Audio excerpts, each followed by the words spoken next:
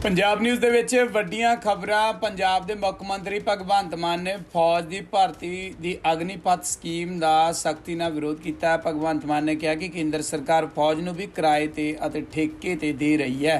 ये सही नहीं है। इहदे नाल ही नौजवानों नूं काफ़ी गुस्सा है। इहदे नाल नौजवान बेरोजगार हो जाणगे। ये स्कीम देश लई भी खतरनाक है। मैं इस संबंधी प्रधानमंत्री नरेंद्र मोदी नूं पत्र लिखांगा। मैं उन्हां तों इस अग्निपथ स्कीम नूं वापस लैण दी ਮੰਗ ਕਰਾਂਗਾ।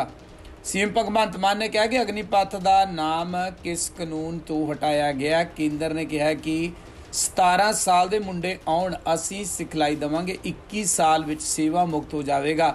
21 साल का नौजवान साबका फौजी वजों आवेगा। उस तो बाद वो की करेगा। वो खुद 90-94 सालों विच चोण लड़ रहा है और नौजवान 21 साल विच सेवा मुक्त होने की गल कर रहा है। 3-4 साल बाद छड्ड दिओ, कोई पेंशन नहीं मिलेगी। जिन्हां विच जुनून है उन्हां नूं देश की सेवा करन दा पूरा मौका मिलना चाहिए है। पुणे पुलिस ने सिद्धू मूसेवाला कतलकांड विच गिरफ्तार शार्प शूटर संतोष जाधव कोलों 13 हथियार बरामद कीते ने। मिली सूत्रां तो जानकारी के अनुसार संतोष ने ये हथियार मध्य प्रदेश तो मंगवाए सन। दस्सिया जा रहा है कि संतोष ने इन्हां हथियारां नूं लैण लई 2 ऑपरेटरां नूं मध्य प्रदेश भेजिया सी। पुलिस तो प्राप्त जानकारी के अनुसार ये उस समय सी जदों सिद्धू मूसेवाले का कतल होया सी। महाराष्ट्र पुलिस के एक अधिकारी ने दस्सिया कि इन्हां हथियारां दा बलास्टिक टेस्ट करांगे, जिस तो पता लगेगा कि इन्हां विच किसी हथियार की वरतों मूसेवाला हत्याकांड विच कीती गई है जां नहीं। इस तो इलावा संतोष ने दस्सिया कि मूसेवाला के कतल समय वो गुजरात दे विच सी, जिस तो बाद पुणे पुलिस की टीम उस दे दावे की पुष्टि करने लई गुजरात गई हुई है। दस दिए कि पुलिस पुछगिछ बयान दिंदे हुए संतोष ने कहा कि मैं सिद्धू मूसेवाले के कतल शामिल नहीं हाँ। उस दे कतल वाले दिन मैं गुजरात के मुद्रा पोर्ट के नेड़े एक होटल सी। मामले की जांच कर रही पूना क्राइम ब्रांच और देहाती पुलिस के उच्च अधिकारी मुताबिक संतोष जागम नूं गिरफ्तार तो बाद उसने सिद्धू मूसेवाले के कतल च शामिल होने तो साफ इनकार कर दिता है। उसका कहना है कि सिद्धू मूसेवाले के कतल के समय वो मानसा पंजाब विच नहीं सी। उसका कहना है कि उसनूं सिर्फ बली का बकरा बनाया जा रहा है। माइनिंग एक्ट विच गिरफ्तार पंजाब के कांग्रेसी आगू साबका विधायक जोगिंदरपाल नूं अज अदालत विच पेश किया गया। उन्हां नूं कोर्ट ने 2 दिनों के पुलिस रिमांड ते भेज दिता। उन्होंने भोआ तो 2017 विच विधान सभा चोणां लड़ के हल्का विधान सभा भोआ जित्ती सी अते 2022 विच वो हार गए सन।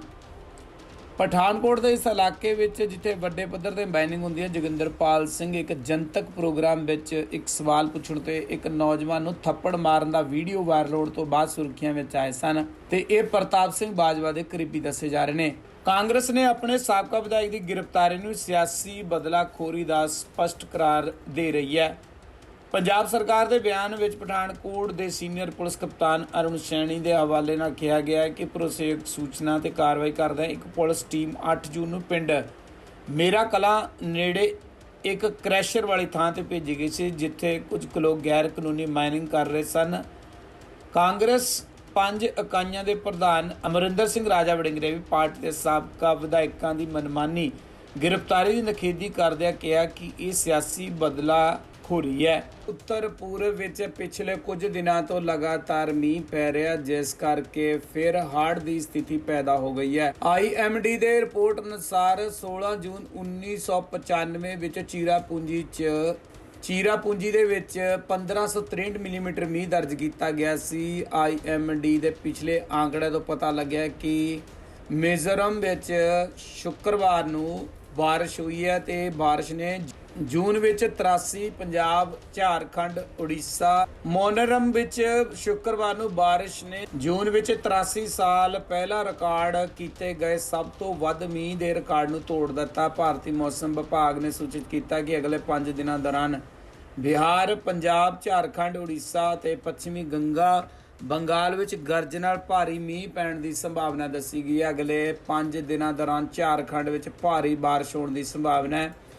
ਇਹਦੇ ਨਾਲ बिहार 17 तो 20 जून, उड़ीसा 17 तो 20 जून, पूर्वी मध्य प्रदेश 17 तो 20 जून दौरान भारी बारिश की संभावना दसी गई है।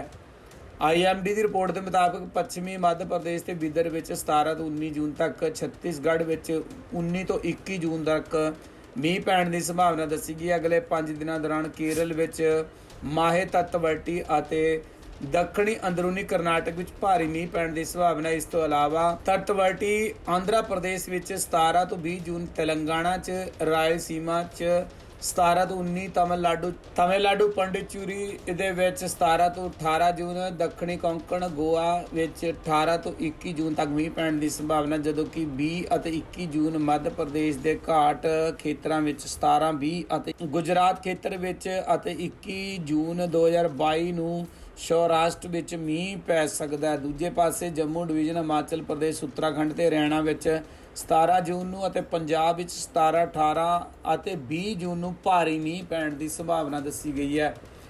ਨਿਊਜ਼ ਏਜੰਸੀ ANI ਨਾਲ ਗੱਲਬਾਤ ਕਰਦੇ ਹੋਏ IMD ਭੁਵਨੇਸ਼ਵਰ ਦੇ ਨਿਰਦੇਸ਼ਕ HR ਵਿਸ਼ਵਾਸ ਨੇ ਕਿਹਾ ਹੈ ਕਿ ਮੌਨਸੂਨ ਰਾਜ ਦੇ ਦੱਖਣੀ ਹਿੱਸਿਆਂ ਵਿੱਚ ਦਾਖਲ ਹੋ ਗਿਆ ਅਤੇ ਅਗਲੇ 3 ਦਿਨਾਂ ਵਿੱਚ ਇਸ 'ਚ ਹੋਰ ਵਾਧਾ ਹੋਣ ਦੀ ਸੰਭਾਵਨਾ ਦੱਸੀ ਗਈ ਹੈ।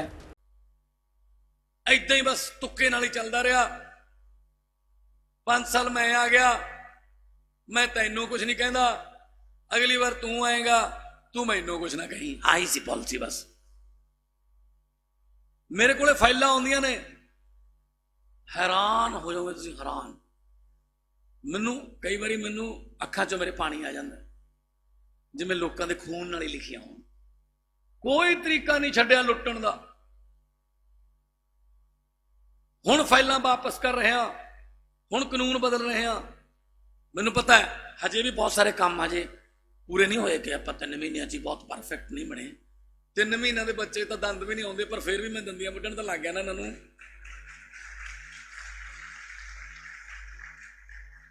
ਸੋ ਹੁਣ ਡਰਦੇ ਫਿਰਦੇ ਨੇ, ਹੁਣ ਭੱਜਦੇ ਫਿਰਦੇ ਨੇ, ਹੁਣ ਹਾਈ ਕੋਰਟਾਂ 'ਚ ਫਿਰਦੇ ਨੇ। ਸਾਨੂੰ ਗ੍ਰਿਫਤਾਰੀ ਤੋਂ ਹਫ਼ਤਾ ਕੁ ਪਹਿਲਾਂ ਦੱਸ ਦਿਓ। ਇਹਦਾ ਮਤਲਬ ਮਨ 'ਚ ਚੋਰ ਹੈ। ਨਿਆਂ ਥੋੜੀ ਕਿਸੇ ਨੂੰ ਮੈਂ ਗ੍ਰਿਫਤਾਰ ਕਰਦਾ ਫਿਰਦਾ। ਸੋ ਵੀਰੋ,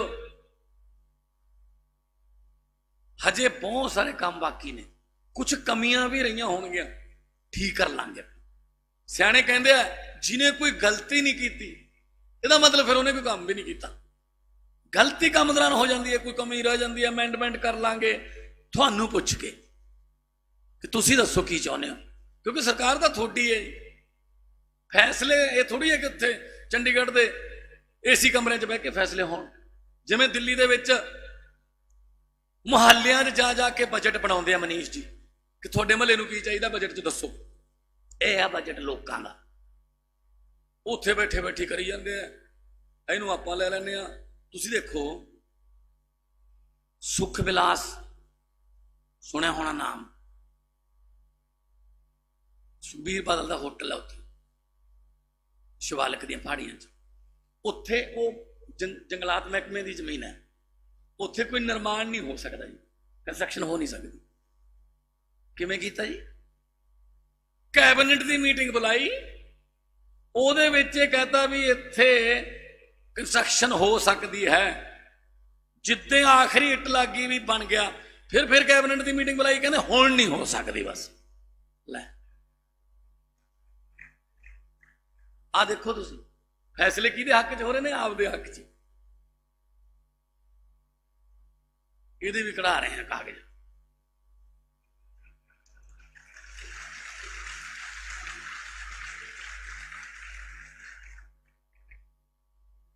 ਸਵੇਰੇ 5 ਵਜੇ ਉੱਠ ਕੇ ਚੈੱਕ ਕਰ ਲਿਆ ਕਰੋ ਮੋਬਾਈਲ ਫੋਨ, ਕਿਉਂਕਿ ਵੱਡੇ ਤੜਕੇ 3, 3:30 ਵਜੇ ਤੱਕ ਤਾਂ ਕੋਈ ਨਾ ਕੋਈ ਹੁੰਦਾ ਹੈ। ਜਿਨ੍ਹਾਂ ਨੇ ਪੰਜਾਬ ਨੂੰ ਲੁੱਟਿਆ, ਜਿਨ੍ਹਾਂ ਨੇ ਪੰਜਾਬ ਨੂੰ ਕੁੱਟਿਆ, ਇੱਕ ਪੈਸੇ ਦਾ ਹਿਸਾਬ ਲਵਾਂਗੇ ਇਹਨਾਂ ਤੋਂ। 6000 ਏਕੜ ਤਾਂ ਮਨੀਸ਼ ਜੀ ਹਜੇ ਪਿੰਡਾਂ ਵਾਲੀ ਹੈ, ਉਧਰਲੇ ਪਾਸੇ ਨੂੰ ਜਾਵਾਂਗੇ ਹੁਣ ਪਹਾੜੀਆਂ ਦੀ ਜੜਾਈਆਂ 'ਚ। ਉੱਥੇ 2-2 ਹਜ਼ਾਰ ਕਰੋੜ ਦੇ ਤਾਂ ਫਾਰਮ ਹਾਊਸ ਨੇ, 2-2 ਹਜ਼ਾਰ ਏਕੜ ਦੇ। 50 ਤੋਂ 60 ਹਜ਼ਾਰ ਏਕੜ ਜ਼ਮੀਨ ਦੱਬੀ ਹੋਈ ਹੈ ਜੀ ਉੱਥੇ ਇਕੱਲੇ ਉਸ ਇਲਾਕੇ 'ਚ। ਲੈ ਜੇ ਉਹੀ ਛਡਾ ਲਈਏ, ਪੰਜਾਬ ਦਾ ਕਰਜ਼ਾ ਲੈ ਜਾਊਗਾ। ਇਹ ਤਾਂ ਹੀ ਸਾਨੂੰ ਪੁੱਛੀ ਜਾਂਦੇ ਸੀ ਵੀ ਗਰੰਟੀਆਂ ਦੇਈ ਜਾਂਦੇ, ਪੈਸੇ ਕਿੱਥੋਂ ਆਉਣਗੇ? ਇਹਨਾਂ ਨੂੰ ਐ ਸੀ ਇਹ ਤਾਂ ਪੈਸੇ ਤਾਂ ਸਾਡੇ ਕੋਲ ਹੈਗੇ ਨੇ, ਇਹਨਾਂ ਨੂੰ ਇਹ ਨਹੀਂ ਪਤਾ ਸੀ ਪੈਸੇ ਤੁਹਾਡੇ ਕੋਲੋਂ ਹੀ ਆਉਣਗੇ।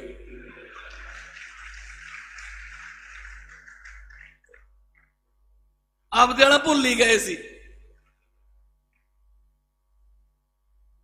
ਹਾਂ, ਕਮਾਲ ਹੈ ਵੀਰੋ। ਪੰਜਾਬ ਦੁਖੀ ਕਿਉਂ ਹੋਇਆ? ਪੰਜਾਬ ਨੇ ਏਡੇ ਗੁੱਸੇ ਨਾਲ ਫੈਸਲੇ ਲਏ ਵੋਟਾਂ ਪਾਉਣ ਵਾਲੇ, ਕਿਉਂ? ਦੇਖੋ, ਲੋਹੇ ਦੀ ਤੇ ਸੋਨੇ ਦੀ ਦੁਕਾਨ ਆਮਣੇ ਸਾਹਮਣੇ ਸੀ ਬਾਜ਼ਾਰ 'ਚ, ਤਾਂ ਸੋਨਾ ਲੋਹੇ ਨੂੰ ਕਹਿੰਦਾ ਯਾਰ ਥੋੜਾ ਤੇਰੇ ਵੀ ਵੱਜਦਾ ਹੈ, ਥੋੜਾ ਮੇਰੇ ਵੀ ਵੱਜਦਾ ਹੈ, ਤੂੰ ਥੋੜਾ ਜਿਹਾ ਜ਼ਿਆਦਾ ਨਹੀਂ ਰੌਲਾ ਪਾਉਂਦਾ, ਅੱਧੇ ਬਾਜ਼ਾਰ 'ਚ ਤੇਰੀ ਆਵਾਜ਼ ਸੁਣਦੀ ਹੁੰਦੀ ਹੈ, ਮੇਰੇ ਜਦੋਂ ਥੋੜਾ ਵੱਜਦਾ ਕਿ ਦੁਕਾਨ ਤੋਂ ਬਾਹਰ ਆਵਾਜ਼ ਆਈ ਹੈ। ਲੋਹਾ ਕਹਿੰਦਾ ਬਿਲਕੁਲ ਸਹੀ ਗੱਲ ਹੈ ਸੋਨੇ, ਥੋੜਾ ਤੇਰੇ ਵੀ ਵੱਜਦਾ ਲੋਹੇ ਦਾ, ਥੋੜਾ ਮੇਰੇ ਵੀ ਵੱਜਦਾ ਹੈ, ਫਰਕ ਸਿਰਫ ਇੰਨਾ ਕੁ ਹੈ ਕਿ ਜੋ ਤੇਰੇ ਤੇ ਲੋਹੇ ਦਾ ਥੋੜਾ ਵੱਜਦਾ ਹੈ ਉਹ ਤਾਂ ਬਗਾਨਾ ਹੈ ਤੇਰੇ ਵਾਸਤੇ, ਤੂੰ ਸੋਨਾ ਉਹ ਲੋਹਾ ਹੈ। ਬਗਾਨਿਆਂ ਨੇ ਤਾਂ ਕੁੱਟਣੀ ਹੁੰਦਾ, ਬਗਾਨਿਆਂ ਦਾ ਦੁੱਖ ਹੀ ਦੇਣੇ ਹੁੰਦੇ ਨੇ, ਤਾਂ ਕਰਕੇ ਤੇਰੀ ਆਵਾਜ਼ ਘੱਟ ਹੈ ਭਾਈ। ਕਹਿੰਦਾ ਮੈਨੂੰ ਦੁੱਖ ਇਸ ਗੱਲ ਦਾ ਹੈ ਕਿ ਮੈਨੂੰ ਮੇਰੇ ਆਪਣੇ ਕੁੱਟਦੇ ਨੇ, ਥੋੜਾ ਲੋਹੇ ਦਾ ਹੈ। ਦੁੱਖ ਇਸ ਗੱਲ ਦਾ ਹੈ ਕੋਰੇ ਲੁੱਟ ਕੇ ਲੈ ਗਏ, ਦੁੱਖ ਘਟ ਜੂਗਾ ਜਦੋਂ ਆਪਦੇ ਵਾਲੇ ਲੁੱਟਦੇ ਨੇ ਨਾ, ਉਦੋਂ ਜ਼ਿਆਦਾ ਦੁੱਖ ਹੁੰਦਾ। ਉਹਦੇ ਲੈ ਕੇ ਕਿੱਥੇ ਜਾਣਾ ਪੈਸਾ ਬਈ, ਤੁਸੀਂ ਇੱਥੇ ਹੀ ਰਹਿ ਜੂਗਾ। ਜਦ ਕੋਈ ਹੋਵੇ ਨਾ, ਤੁਹਾਡੀ ਧਰਮਰਾਜ ਨਾਲ ਗੱਲ ਹੋ ਗਈ ਵੀ ਤੁਹਾਡੇ ਵਾਲੇ ਆ ਸਕਦੇ ਨੇ, ਤਾਂ ਵੀ ਪਾਰਸਲ ਕਰ ਦਿਓ ਇੱਥੇ, ਨਾਲੇ ਪੱਕਾ ਪਤਾ ਹੈ ਕਿ ਜਾਣਾ ਕੁਛ ਨਹੀਂ, ਸਿਰਫ ਜੇ ਕੋਈ ਚੰਗੇ ਕੰਮ ਕਰ ਜਾਓਗੇ 4 ਬੰਦੇ ਯਾਦ ਰੱਖ ਲੈਣਗੇ, ਨਹੀਂ ਤਾਂ ਇੱਥੇ ਫਿਰ ਦੁਨੀਆ ਆਉਂਦੀ ਜਾਂਦੀ ਰਹਿੰਦੀ। ਜਾ ਕੇ ਜੰਕਸ਼ਨ ਰੇਲਾਂ ਦਾ ਗੱਡੀ ਇੱਕ ਆਵੇ ਇੱਕ ਜਾਵੇ। ਇਹੀ ਦੁੱਖ ਹੈ ਇਹਨਾਂ ਨੂੰ ਕਿ ਆਮ ਘਰਾਂ ਦੇ ਮੁੰਡੇ ਹੁਣ ਕਿਉਂ ਬਣ ਗਏ ਸਿੱਖਿਆ ਮੰਤਰੀ, ਆਮ ਘਰਾਂ ਦੇ ਧੀਆਂ ਪੁੱਤ ਕਿਉਂ ਬਣ ਗਏ ਮੁੱਖ ਮੰਤਰੀ। ਇਹੀ ਦੁੱਖ ਹੈ ਬਸ। ਸਾਡੇ ਘਰੇ ਆ ਗਏ, ਉੱਥੇ ਬਚੀ ਕੁਚੀ ਕਾਂਗਰਸ ਜਿੰਨੀ ਹੈਗੀ ਹੈ, ਬਿਨਾਂ ਪੁੱਛੀ ਆ ਗਏ, ਚਲੋ ਚਲੋ ਆ ਗਏ, ਚਲ ਚਾਹ ਪਿਆ ਲਓ ਯਾਰ। ਉਹਦਾ ਇਹ ਤਾਂ ਦਿਨ ਛਪਾਉਂਦੇ ਫਿਰਦੇ ਨੇ, ਚੱਲ ਸੂਰਜ ਜਾ ਛਿਪ ਜੇ। ਚਾਹ ਪਿਆਤੀ, ਚਾਹ ਪੀਣ ਤੋਂ ਬਾਅਦ ਘਰੇ ਹੀ ਬਹਿ ਕੇ ਨਾਅਰੇ ਲਾਉਣ ਲੱਗ ਗਏ। ਨਾਰਾ ਕੀ ਲਾ ਰਹੇ ਸੀ? ਧਰਮ ਸੋਤ ਤੇਰੀ ਸੋਚ ਤੇ ਪੈਰਾ ਦਿਆਂਗੇ ਠੋਕ ਕੇ। ਇੱਕ ਨਾਰਾ ਲਾਈ ਜਾਂਦਾ ਸੀ, ਸਾਡੇ ਹੱਕ ਇੱਥੇ ਦਾ। ਮੈਂ ਕਿਹਾ ਯਾਰ, ਰਿਸ਼ਵਤ ਖੋਰੀ ਕਰਨਾ ਕਾਂਗਰਸ ਦਾ ਹੱਕ ਹੈ? ਅਸਲ 'ਚ ਹੱਕ ਬਣਾ ਰੱਖਿਆ, ਕਿਉਂਕਿ 60 ਸਾਲ ਤੋਂ ਜ਼ਿਆਦਾ ਇਹਨਾਂ ਨੇ ਰਾਜ ਕੀਤਾ ਹੈ ਨਾ, ਇਹ ਰਾਜ ਤੋਂ ਬਿਨਾਂ ਰਹਿ ਨਹੀਂ ਸਕਦੇ। ਵਾਰੀ ਆਈ ਨਹੀਂ ਐਤਕੀ। ਮੈਨੂੰ ਤਾਂ ਲੱਗਦਾ ਕਈ ਤਾਂ ਘੱਟੋ ਘੱਟ 10-10 ਸਾਲਾਂ ਬਾਅਦ ਫੋਰਚੂਨਰਾਂ 'ਚ ਉਤਰ ਕੇ ਧੁੱਪੇ ਬੈਠੇ ਹੋਣੇ। ਇਹਨਾਂ ਨੇ ਕਦੇ ਧੁੱਪ ਦੇਖੀ ਥੋੜੀ ਸੀ। ਜੇ ਅਕਾਲੀ ਆ ਗਏ ਤਾਂ ਵੀ ਇਹਨਾਂ ਦੀ ਚੱਲਦੀ ਸੀ, ਇਹ ਆ ਗਏ ਤਾਂ ਵੀ ਨਹੀਂ ਚੱਲਦੀ ਸੀ। ਹੁਣ ਨਹੀਂ, ਹੁਣ ਬਦਲਾਅ ਆਊਗਾ, ਵੱਡਾ ਬਦਲਾਅ ਆਊਗਾ। ਔਰ ਇੱਕ ਗੱਲ ਦੀ ਮੈਂ ਗਰੰਟੀ ਦਿੰਦਾ ਕਿ ਹੱਕ 'ਚ ਫੈਸਲੇ ਹੋਣਗੇ ਤੁਹਾਡੇ। ਵਪਾਰ ਨੂੰ ਮੈਂ ਬਹੁਤ ਵੱਡੇ ਪੱਧਰ ਤੇ, ਪੰਜਾਬ ਨੂੰ ਮੈਂ ਇੰਡਸਟਰੀਅਲ ਹੱਬ ਬਣਾਉਣੀ ਚਾਹੁੰਦਾ, ਕਿਉਂਕਿ ਜਿੱਥੇ ਇੰਡਸਟਰੀ ਹੋਊਗੀ ਉੱਥੇ ਬੇਰੁਜ਼ਗਾਰੀ ਨਹੀਂ ਹੋਊਗੀ। ਪਹਿਲਾਂ ਵੈਟ ਹੁੰਦਾ ਸੀ, ਹੁਣ ਤਾਂ ਚਲੋ GST ਆ ਗਏ। ਮਨੀਸ਼ ਸਿਸੋਦੀਆ ਜੀ ਵਿੱਤ ਮੰਤਰੀ ਸੀ, ਬੁਲਾਏ ਵਪਾਰੀ, ਹਾਂ ਵੀ ਕਿਵੇਂ ਆਹ ਜੀ ਇੰਸਪੈਕਟਰ ਤੰਗ ਕਰਦੇ ਨੇ, ਅੱਛਾ ਠੀਕ ਹੈ ਓਕੇ ਹੋ ਗਿਆ ਫੈਸਲਾ, ਨਹੀਂ ਆਉਣਗੇ ਕੋਈ ਤੁਹਾਡੇ ਕੋਲੇ। 12.5% ਵੈਟ ਹੁੰਦਾ ਸੀ, 5% ਵੈਟ ਕਰਤਾ, 7.5% ਵੈਟ ਘਟਾਤਾ। ਵੈਟ ਘਟਾ ਕੇ ਇਹ ਕਹਿਤਾ ਇਮਾਨਦਾਰੀ ਨਾਲ ਟੈਕਸ ਦੇ ਦਿਓ, ਤੁਹਾਡੇ ਤੇ ਲਾਵਾਂਗੇ।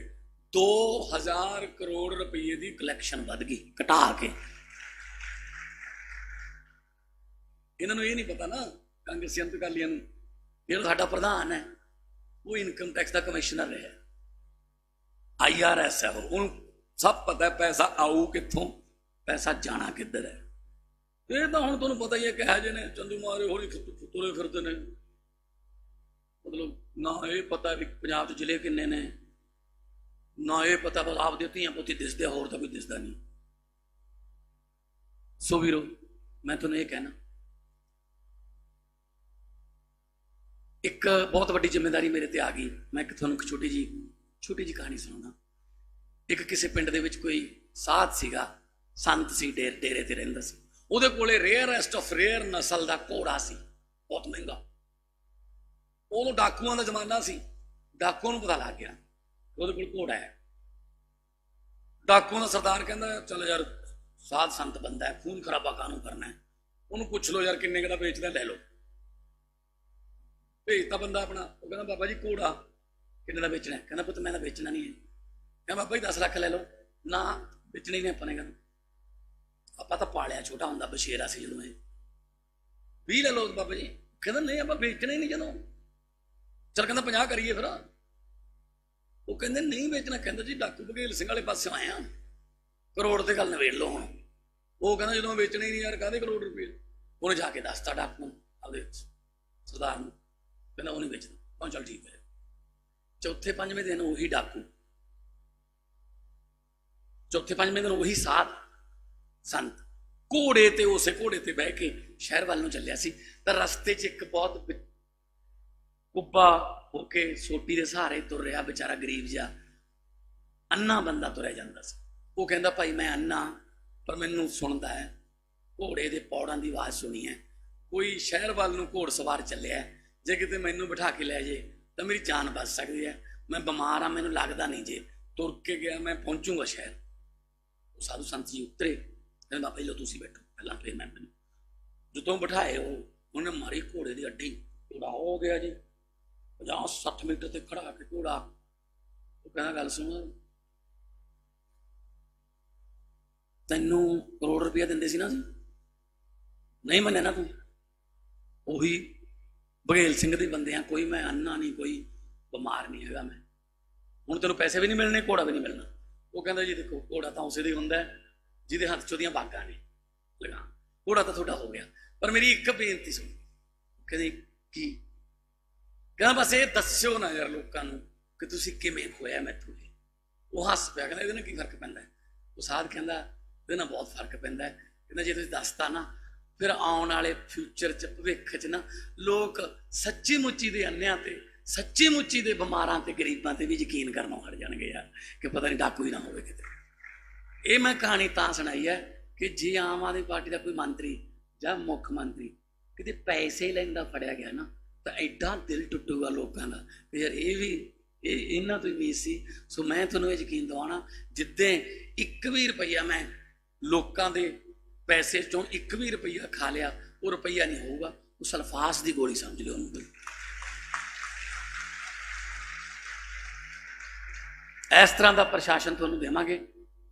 ਸਰਕਾਰਾਂ ਚਲਾਉਣੀਆਂ ਆਉਂਦੀਆਂ ਨੇ। ਦਿੱਲੀ ਦੇ ਵਿੱਚ ਕਾਮਯਾਬੀ ਨਾਲ ਸਰਕਾਰ ਅਰਵਿੰਦ ਕੇਜਰੀਵਾਲ ਜੀ ਦੀ ਅਗਵਾਈ 'ਚ ਚੱਲ ਰਹੀ ਹੈ, ਔਰ ਬਿਜਲੀ ਲਗਭਗ 72% ਦਿੱਲੀ ਨੂੰ ਬਿਜਲੀ ਦਾ ਬਿੱਲ 0 ਆਉਂਦਾ ਹੈ। ਇਲਾਜ ਜਮਾ ਫ੍ਰੀ ਹੈ। ਜਿਹੜਾ 250 ਕਰੋੜ ਵਾਲਾ ਪੁਲ ਸੀ ਉਹ 100 ਕਰੋੜ 'ਚ ਬਣਾਏ ਨੇ, 150 ਕਰੋੜ ਬਚਾਇਆ। 1 ਵੀ ਰੁਪਈਆ ਕਰਜ਼ਾ ਨਹੀਂ ਚੜਾਇਆ, ਸਗੋਂ ਸਰਪਲਸ ਸਟੇਟ ਕਰਤੀ ਜੀ, ਸਰਪਲਸ ਸਟੇਟ ਦਿੱਲੀ। ਕਰਜ਼ਾ ਚੜਾ ਕੇ ਤਰੱਕੀ ਜਿਹੜੀ ਹੈ ਉਹਦਾ ਕੀ ਫਾਇਦਾ ਹੋਇਆ? ਲੋਕਾਂ ਤੋਂ ਤੁਸੀਂ ਮਾਫੀਆ ਰਾਜ ਬੰਦ ਕਰੋ, ਲੀਕੇਜ ਬੰਦ ਕਰ ਦਿਓ, ਪੈਸਾ ਖਜ਼ਾਨੇ 'ਚ ਆਊਗਾ, ਖਜ਼ਾਨਾ ਲੋਕਾਂ ਵੱਲ ਖੋਲ ਦਿਓ। ਕੋਈ ਘਾਟ ਨਹੀਂ ਹੁੰਦੀ ਸਰਕਾਰਾਂ ਕੋਲੇ, ਪਰ ਨੀਤ ਦੀ ਘਾਟ ਹੁੰਦੀ ਹੈ। ਸਾਡੀ ਨੀਤ ਚੰਗੀ ਹੈ, ਸਾਥ ਚਾਹੀਦਾ ਤੁਹਾਡਾ, ਤੇ ਇਸ ਗੱਲ ਦਾ ਸਾਥ ਚਾਹੀਦਾ ਕਿ ਤੁਸੀਂ ਪਹਿਲਾਂ ਸੰਗਰੂਰ ਤੋਂ ਮੈਨੂੰ 2014 ਦੇ ਵਿੱਚ 2.25 ਲੱਖ ਵੋਟਾਂ ਤੇ ਜਿਤਾਇਆ, ਪੰਜਾਬ ਸਭ ਤੋਂ ਵੱਧ। ਫਿਰ ਮੈਂ ਜਾ ਕੇ ਪਾਰਲੀਮੈਂਟ 'ਚ ਤੁਹਾਡੀ ਆਵਾਜ਼ ਉਠਾਈ, ਪੰਜਾਬ ਦੇ ਮੁੱਦੇ ਉਠਾਏ, ਫਿਰ MP ਲੈਟ ਦੇ ਪੈਸੇ ਦਾ ਹਿਸਾਬ ਦਿੱਤਾ ਜਿੰਨੇ ਕਿ ਮੇਰੇ ਕੋਲ ਹੁੰਦੇ ਸੀ, ਉਹਦਾ ਜਿਹੜਾ ਵਿਆਜ ਹੁੰਦਾ ਸੀ ਉਹ ਵੀ ਤੁਹਾਡੇ ਤੇ ਲਾਇਆ। ਫਿਰ 19 'ਚ ਤੁਸੀਂ ਮੈਨੂੰ ਫਿਰ ਮੌਕਾ ਦਿੱਤਾ, ਭਾਵੇਂ ਮੈਂ ਇਕੱਲਾ ਹੀ ਸੀ, ਫਿਰ ਵੀ ਮੈਂ ਜਾ ਕੇ ਉੱਥੇ ਬੋਲਿਆ। ਹੁਣ ਤੁਸੀਂ ਮੈਨੂੰ ਐਡਾ ਵੱਡਾ ਮੌਕਾ ਪੰਜਾਬ 'ਚ ਦਿੱਤਾ, ਤਾਂ ਫਿਰ ਮੇਰੇ ਵਾਲੀ ਸੀਟ ਜਿਹੜੀ ਹੈ ਉਹ ਖਾਲੀ ਜਿਹੜੀ ਹੋਈ ਹੈ ਉਹ ਕੋਈ ਹੋਰ ਨਾ ਭਰੇ, ਉਹ ਫਿਰ ਝਾੜੂ ਵਾਲੇ ਹੀ ਜਾਵੇ ਉੱਥੇ, ਤਾਂ ਕਿ ਉਹਨਾਂ ਨੂੰ ਵੀ ਪਤਾ ਲੱਗੇ, ਸਾਰਿਆਂ ਨੂੰ, ਬਾਕੀਆਂ ਨੂੰ, ਕਿ ਸੰਗਰੂਰ ਵਾਲੇ ਨੇ ਭਾਈ, ਇਹ ਤਾਂ ਬਸ ਟੋਪੀ ਵਾਲੇ ਕਿੱਲ ਠੋਕ ਦਿੰਦੇ ਆ, ਇਹ ਸੰਗਰੂਰ ਵਾਲੇ, ਬਰਨਾਲੇ ਵਾਲੇ। ਸੋ ਤੁਸੀਂ ਬਹੁਤ ਸਾਥ ਦਿੱਤਾ ਜਿਹੜਾ ਕਈ ਜਨਮ ਉਹਦਾ ਕਰਜ਼ਾ ਨਹੀਂ ਲਾ ਸਕਦੇ, ਤੇ ਤਜਰਬੇ ਨਾਲ, ਤੁਹਾਡੇ ਤਜਰਬੇ ਨਾਲ, ਤੁਹਾਡੇ ਤੋਂ ਵੀ ਤਜਰਬਾ ਲਵਾਂਗੇ, ਸਰਕਾਰ ਚਲਾਵਾਂਗੇ। ਸਿੰਗਲ ਵਿੰਡੋ ਸਿਸਟਮ ਮਿਲੂਗਾ ਜੀ, ਕੋਈ CLU, ਕੋਈ ਪੋਲੂਸ਼ਨ ਸਰਟੀਫਿਕੇਟ, ਕੋਈ ਫਾਇਰ ਦਾ, ਕਿਤੇ ਦਫ਼ਤਰਾਂ ਜਾਣ ਦੀ ਲੋੜ ਨਹੀਂ। ਵੈਬ ਪੋਰਟਲ ਹੋਊਗਾ, ਆਪਣੇ ਘਰੇ ਬੈਠ ਕੇ ਫੀਸ ਭਰ ਕੇ ਪ੍ਰਿੰਟ ਆਊਟ ਕੱਢ ਲਿਓ ਸਾਰੇ, ਜਿਹੜੇ ਵੀ ਜਿੰਨੇ ਵੀ ਤੁਸੀਂ ਕੋਈ ਚਾਹੀਦੇ ਆ।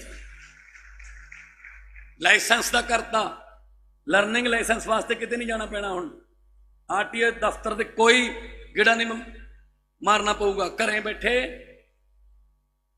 ਮੋਬਾਈਲ ਤੇ ਟੈਸਟ ਦਿਓ, ਮੋਬਾਈਲ ਤੇ ਰਿਜ਼ਲਟ ਆਊਗਾ, ਉੱਥੋਂ ਹੀ ਤੁਸੀਂ ਲਰਨਿੰਗ ਲਾਇਸੈਂਸ ਕੱਢ ਲਓ। 15 ਲੱਖ ਗੇੜਾ ਬਚ ਗਿਆ ਜੀ, ਕਿਉਂਕਿ 7.5 ਲੱਖ ਬੰਦੇ ਨੇ ਪਿਛਲੇ ਸਾਲ ਲਰਨਿੰਗ ਲਾਇਸੈਂਸ ਅਪਲਾਈ ਕੀਤਾ ਸੀ। ਘੱਟੋ ਘੱਟ 2 ਗੇੜੇ ਲੱਗਦੇ ਨੇ, 15 ਲੱਖ ਗੇੜਾ ਬਚ ਗਿਆ, ਖੱਜਲ ਖੁਆਰੀ ਬਚ ਗਈ। ਅਸੀਂ ਫਿਰ ਹੁਣ ਅੱਗੇ ਆਉਣ ਵਾਲੇ ਦਿਨਾਂ 'ਚ ਬਹੁਤ ਸਾਰਾ ਜਿਹੜਾ E-ਗਵਰਨਮੈਂਟ ਤੇ ਲੈ ਆਵਾਂਗੇ ਆਪਾਂ, ਕਿਤੇ ਜਾਣ ਦੀ ਲੋੜ ਨਹੀਂ, ਕੋਈ ਤੁਹਾਡੇ ਤੋਂ ਰਿਸ਼ਵਤ ਨਹੀਂ ਮੰਗੂਗਾ, ਨਾ ਇਹ ਕਹੂਗਾ ਕੋਈ ਕਿ ਬੁੱਧਵਾਰ ਨੂੰ ਆ ਜੀ, ਵੀਰਵਾਰ ਨੂੰ ਆ ਜੀ। ਇਹ ਸਾਰੇ ਖੱਜਲ ਖੁਆਰੀਆਂ ਦੇ ਜਿਹੜੇ ਤਰੀਕੇ ਨੇ ਬੰਦ ਕਰ ਦੇਣ, ਤਾਂ ਕਿ ਪੰਜਾਬ, ਜਿਸ ਤਰ੍ਹਾਂ ਮਨੀਸ਼ ਭਾਈ ਕਹਿ ਰਹੇ ਸੀਗੇ ਕਿ ਪੰਜਾਬ ਤੇ ਦਿੱਲੀ ਨੂੰ ਮਾਡਲ ਦੇ ਤੌਰ ਤੇ ਦੇਖਣ ਲੋਕ ਕਿ ਹਾਂ ਯਾਰ ਇੱਥੇ ਕੰਮ ਹੁੰਦਾ ਹੈ, ਹਾਂ ਯਾਰ ਜੇ ਕੋਈ ਚੰਗੀ ਗਵਰਨਮੈਂਟ ਆ ਜੇ ਤਾਂ ਲੋਕਾਂ ਦੀਆਂ ਜ਼ਿੰਦਗੀਆਂ 'ਚ ਬਦਲਾਅ ਲਿਆ ਸਕਦੀ ਹੈ।